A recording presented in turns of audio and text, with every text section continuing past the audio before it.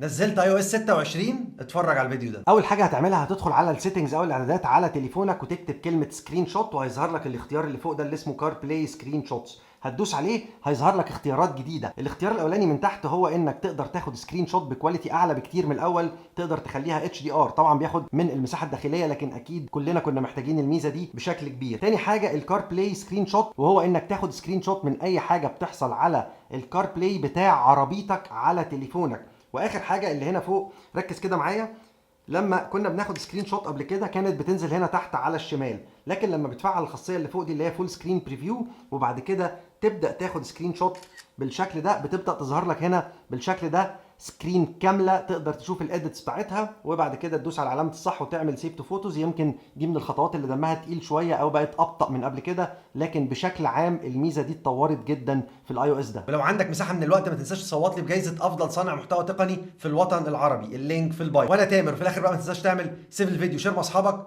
فولو عشان تشوف الحاجات الجديده.